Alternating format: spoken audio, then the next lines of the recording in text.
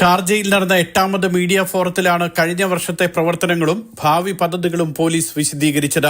സ്വദേശികളെന്നോ വിദേശികളെന്നോ ഭേദമില്ലാതെ എല്ലാവരുടെയും സുരക്ഷ ഉറപ്പാക്കുകയാണ് പ്രഥമ ലക്ഷ്യമെന്ന് ഷാർജ പോലീസ് മേധാവി major general Saif Mohammed Alsari Alshamsi വ്യക്തമാക്കി.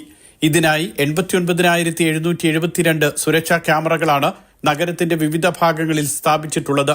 ഇതെല്ലാം പോലീസ് ആസ്ഥാനവുമായി നേരിട്ട് ബന്ധിച്ചിരിക്കുന്നു.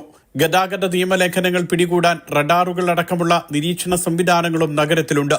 ഗതാഗത പിഴയടയ്ക്കാൻ വിവിധ ഘട്ടങ്ങളിലായി പ്രഖ്യാപിച്ച ഇളവുകൾ പൊതുജനങ്ങൾക്ക് ഏറെ ആശ്വാസമായെന്നും 2,42,000 ഡ്രൈവിംഗ് ലൈസൻസുകൾ ഇത്തരത്തിൽ പുതുക്കി നൽകിയെന്നും ട്രാഫിക് വിഭാഗം ഡയറക്ടർ കേണൽ മുഹമ്മദ് അലെ അൽ സക്ബി വ്യക്തമാക്കി.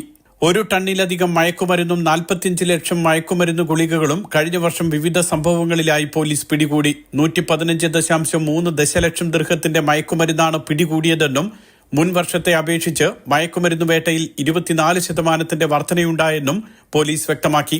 മയക്കുമരുന്ന് വിൽപ്പനയ്ക്ക് ശ്രമിച്ച 1000-ഓളം വെബ്സൈറ്റുകൾ ബ്ലോക്ക് ചെയ്തു. സുരക്ഷാ നടപടികളും റോഡ് നിരീക്ഷണ സംവിധാനവും ശക്തിപ്പെടുത്താൻ ആർട്ടിഫിഷ്യൽ ഇന്റലിജൻസ് സംവിധാനം പരമാവധി പ്രയോജനപ്പെടുത്തുമെന്നും പോലീസ് അറിയിച്ചു. വിവിധ വകുപ്പ് മേധാവികളും മീഡിയ ഫോറത്തിൽ പങ്കെടുത്തു. Mathrubhumi news, Dubai.